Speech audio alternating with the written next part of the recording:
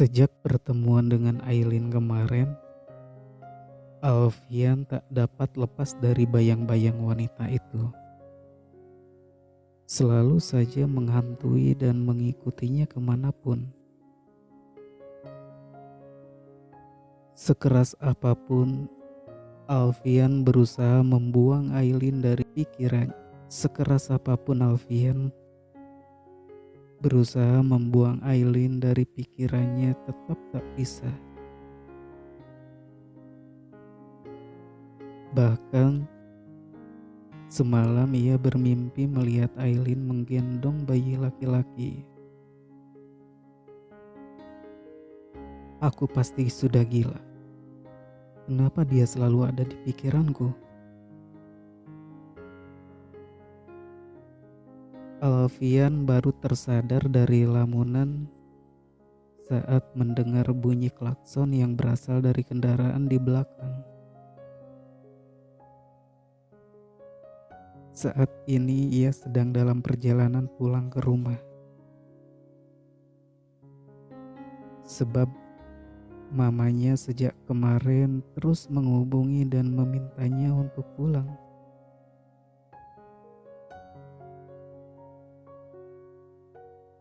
Alfian pun menekan pedal gas hingga mobil melaju di keramaian jalan.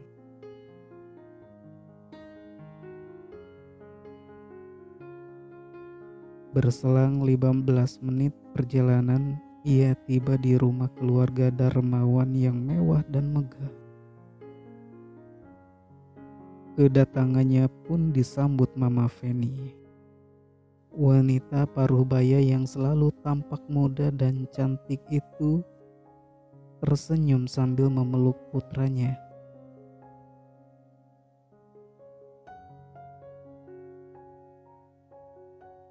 "Kamu dari mana saja, Al?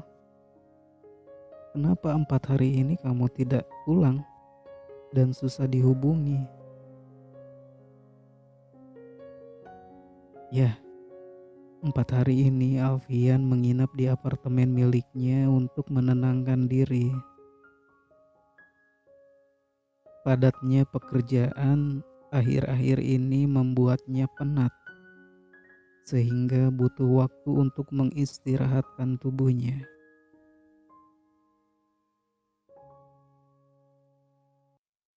Lagi banyak kerjaan, Mah. Mama kan tahu seperti apa aku kalau sedang bekerja. Ya sudah, tidak apa-apa. Yang penting kamu jangan dekat-dekat dengan sembarang wanita. Mama tidak mau kamu salah pilih istri. Selalu saja itu yang dibahas mamanya.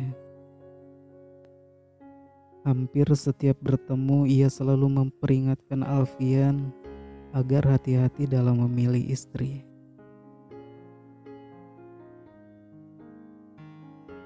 Sudah beberapa kali pula Mama mencoba menjodohkan Alfian dengan anak teman sosialitanya. Namun, semua gadis-gadis cantik itu ditolak Alfian mentah-mentah. Mama Feni sampai khawatir jika anaknya itu seorang penyuka sesama jenis. Oh tidak, memikirkan itu saja Mama Feni sudah ketakutan.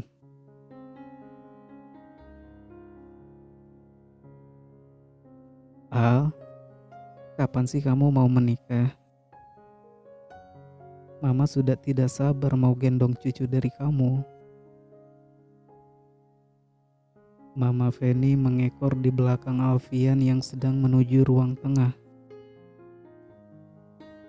"Untuk saat ini aku belum mau menikah.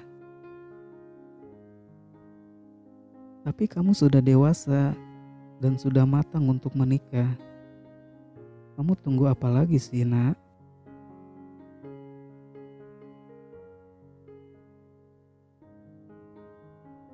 "Belum ketemu calon yang pas," jawab Alfian datar.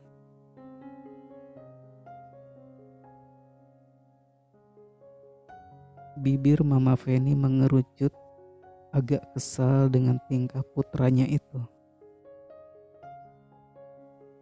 Yang pas itu yang seperti apa, Al?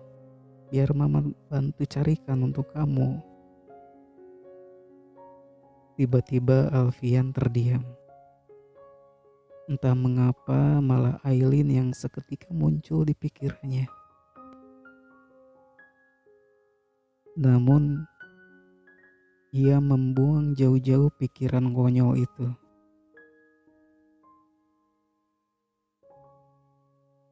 Yang tidak cantik dan tidak glamor. Alfian tahu calon-calon yang akan dipilih mamanya pasti gadis yang berasal dari keluarga kaya dan sepadan dengan mereka. Maksud kamu gadis jelek dan kolot, begitu? Mata Mama Feni menyipit curiga. Alfian menjawab dengan anggukan kepala. Ya ampun, Alfian Setio Darmawan. Kamu itu anak laki-laki Mama satu-satunya. Kamu harus cari jodoh yang benar-benar baik. Jangan sembarangan wanita. Pekik wanita itu. Jantungnya terasa kembang kempis jika sudah membahas masalah jodoh dengan Alfian. Kenapa kamu tidak dekati Riana saja? Dia itu wanita manis, cantik, dan Mama suka sama dia. Tambahnya. Tadinya Mama Feni mendekati Riana hanya untuk mengorek informasi tentang wanita-wanita yang dekat dengan Alfian. Tak disangka ia dan Riana memiliki kegemaran yang sama. Malah jadi dekat dan kadang menghabiskan waktu bersama. Riana sangat pandai mencuri perhatian wanita itu. Riana, sekretarisku. Alfian menatap mamanya dengan kerutan tipis di dahi. Iya? Embusan nafas Alfian terdengar berat kalau berbicara soal jodoh. Alfian memiliki kriteria sendiri yang tidak bisa ditawar-tawar. Sejujurnya, ia tidak menyukai wanita karir. Istrinya nanti harus fokus mengurus suami dan anak, bukan bekerja. Biasanya wanita yang bisa bekerja akan mengabaikan tanggung jawab sebagai istri dan ibu. Dan Alfian tidak ingin itu terjadi dalam rumah tangganya kelak. Ia ingin istri dan anaknya bergantung kepadanya saja.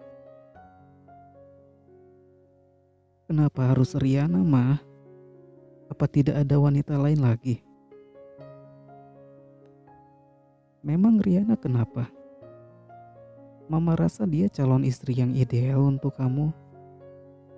Dia cantik, pintar, dan berkelas. Riana masuk kriteria calon menantu di keluarga kita. Alfian tak lagi menanggapi ucapan mamanya.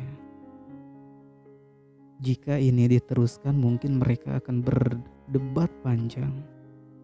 Dan Alfian tidak pernah sanggup jika harus berdebat dengan Mama. Oh ya, malam ini Mama undang Riana untuk makan malam di rumah kita. Mama harap kamu bisa membuka mata dan hati kamu. Alfian melonggarkan dasi yang melilit kerah di meja. Saat ini ia benar-benar sedang malas membicarakan soal jodoh. Sudah, aku mau mandi dulu.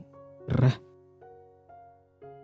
Tanpa menunggu jawaban dari Mama Feni, Alfian sudah melangkah menuju kamarnya yang berada di lantai atas. Menghabiskan beberapa menit dengan berendam di air hangat, tubuhnya yang lelah menjadi lebih segar setelah mandi.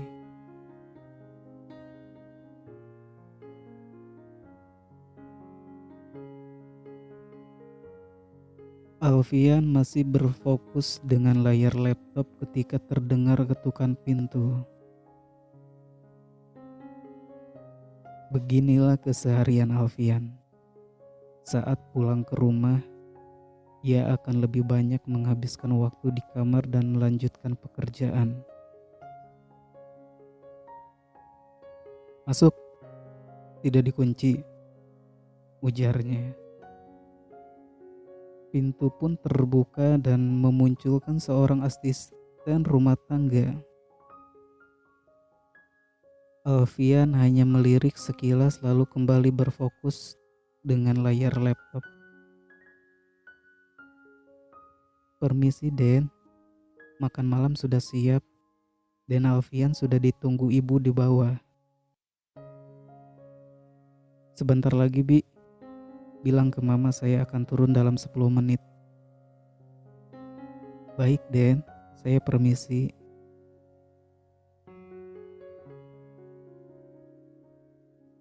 Setelah kepergian Bi Marni, Alfian mematikan laptop. Kemudian menuju ruang makan.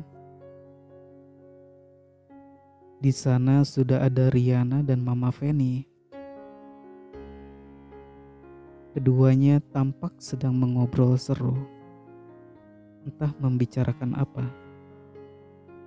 Tanpa kata Alfian bergabung di meja makan, ia bahkan tak melirik Riana sedikit pun. "Selamat malam, Alfian," ucap Riana seraya mengumbar senyum.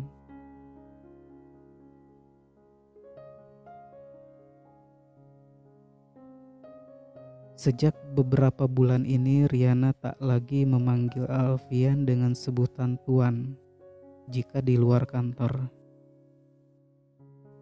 Alfian sendiri tak mempersalahkannya. Lebih tepatnya tidak peduli.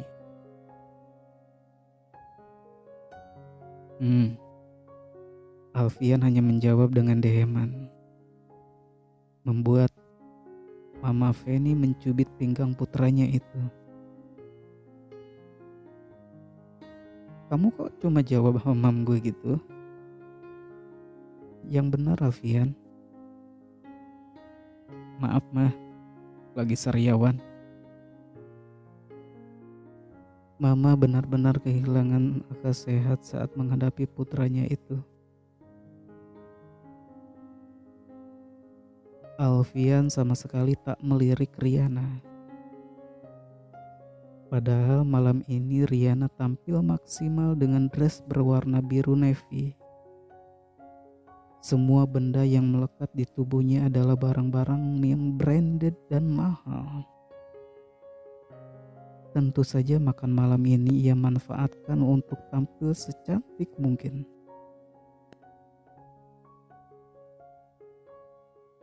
Kalau bisa, ia harus membuat Alfian dan mamanya terpesona. "Kamu cantik sekali malam ini, Riana," puji Mama Feni. "Makasih Tante," balasnya dengan senyum. "Tante juga cantik dan anggun." Riana melirik menu yang tersedia di meja makan.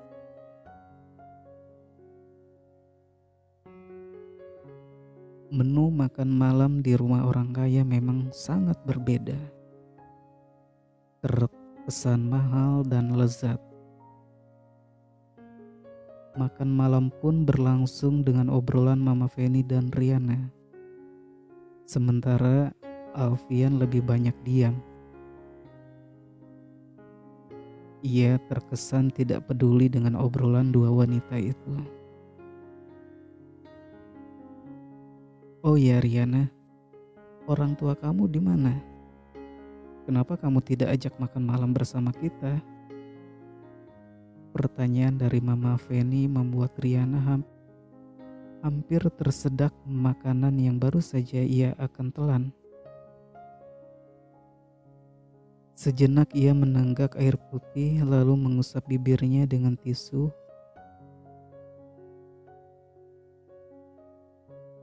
Orang tua saya tinggal di luar negeri, Tante. Papi saya punya perusahaan tambang dan sejak papi meninggal, mami yang urus. Orang tua kamu punya perusahaan di luar negeri? Mama Penny tampak terpukau. Riana mengangguk sambil mengulas senyum. Iya tante. Tapi kalau orang tua kamu punya perusahaan sendiri, kenapa kamu mau kerja jadi sekretaris di perusahaan Alfian? Kenapa tidak bantu mami untuk mengurus perusahaannya saja? Lagi, pertanyaan itu membuat Riana terdiam selama beberapa saat. Mama Feni memang tergolong ibu-ibu kepo. Ia akan menanyakan apapun untuk memuaskan keingintahuannya. Saya cuma mau cari pengalaman kerja, Tante.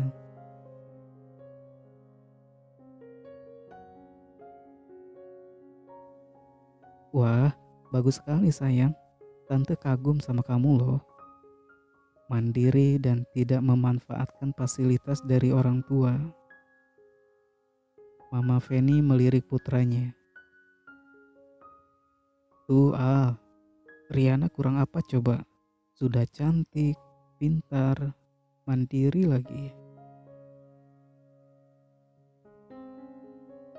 Alfian tak menanggapi ucapan mamanya, membuat Riana mengerucutkan bibir.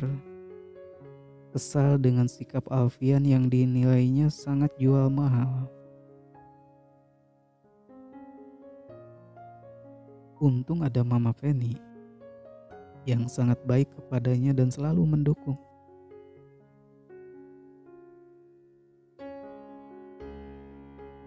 Riana baru saja akan menyeruput secangkir teh hangat ketika hal tak terduga terjadi. Bola matanya membulat penuh saat menatap salah satu ART yang sedang menghidangkan makanan penutup.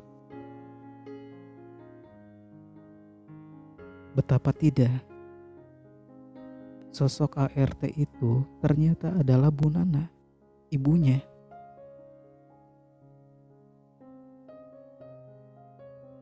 Selama ini Riana memang mengetahui bahwa ibunya bekerja sebagai seorang asisten rumah tangga di rumah orang kaya.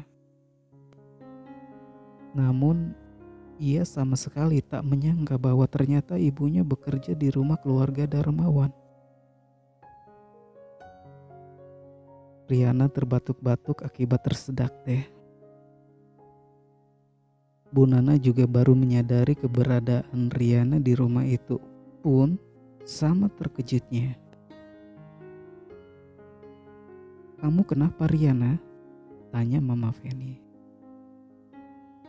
Tidak apa-apa tante. Sekilas Riana melirik Bu Nana. Jantungnya seperti hendak terlepas dari dadanya. Apalagi saat ini Bu Nana sesekali menatap ke arahnya. Riana benar-benar berharap ibunya tidak sembarangan bicara dan membongkar semua kebohongannya. Melalui gerakan mata, Riana memberi isyarat kepada sang ibu yang bisa langsung ditangkap wanita itu.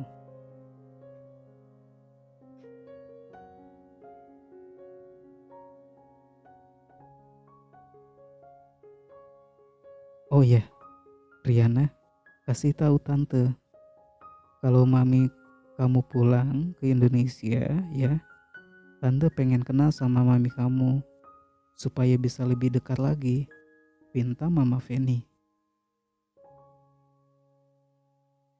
Iya tante, balas Riana tiba-tiba sungkan.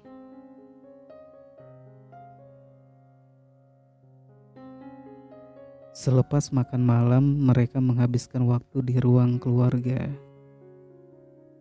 Riana diam-diam beranjak menuju dapur sambil celingukan mencari ibunya. Kebetulan Mama Feni dan Alfian sedang mengobrol serius tentang masalah perusahaan. Begitu tiba di dapur, terlihat Bu Nana sedang membersihkan peralatan makan. Riana menarik tangan ibunya itu menuju sudut ruangan sambil sesekali memperhatikan keadaan sekitar demi memastikan tidak ada yang melihat mereka di sana. "Apa sih kamu, Riana?" Pekik Bu Nana kesal. "Shh." Riana meletakkan jari di depan mulut. "Jangan sampai mamanya Alfian tahu kalau aku adalah anak ibu. Aku bisa malu dan rencanaku bisa berantakan." Bisik Riana membuat Bu Nana membulatkan mata. "Kamu malu mengakui ibu sebagai ibu kandung kamu?" "Maksud aku bukan begitu, Bu. Untuk bisa mendapatkan Alfian, aku harus pura-pura jadi orang kaya. Kalau Tante Feni tahu aku anak pembantu, mana mau dia menjodohkan Alfian sama aku," ujarnya. Ucapan Riana pun membuat Bu Nana terkejut. "Jadi, bos kamu yang selama ini kamu ceritakan ke ibu itu dan Alfian?" "Iya, Bu." Bu Nana tampak semakin terkejut. Kebetulan sekali bos Riana ternyata adalah bos ibunya juga. "Jadi sekarang bagaimana?" "Ya, ibu harus diam dan jaga rahasia," ujar Riana menekan. "Lagian kenapa ibu tidak cari tempat lain untuk kerja sih? Kenapa harus di rumah keluarga Alfian? Mana ibu tahu kalau Den Alfian itu bos kamu?" Riana mendesah kesal. "Ya sudah, sekarang aku minta ibu berhenti saja dan cari pekerjaan di tempat lain." "Tidak bisa, Riana. Ibu banyak hutang sama Bu Feni. Kalau kamu punya uang, sana bayarin hutang ibu." "Memang berapa hutang ibu sama Tante Feni?" 80 juta. Sebenarnya uang itu dipinjam-pinjam Bu Nana untuk tambahan saat Riana ingin membeli sebuah mobil.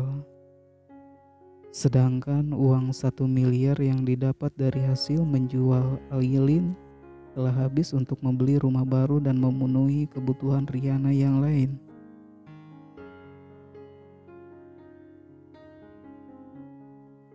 "Aku mana punya uang sebanyak itu, Bu. Selama ini gaji Riana digunakan untuk memenuhi gaya hidupnya yang berlebihan, atau pergi ke salon kecantikan untuk melakukan perawatan tubuh dan wajah yang mahal. Bahkan ia sampai rela berhutang-hutang sana-sini hanya untuk menunjang penampilan." Riana yang tidak ingin ketahuan sebagai anak orang susah nekat melakukan berbagai cara untuk terlihat cetar.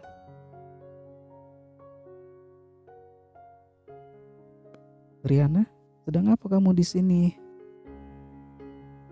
Suara Mama Feni yang tiba-tiba muncul dari belakang membuat Riana terlonjak.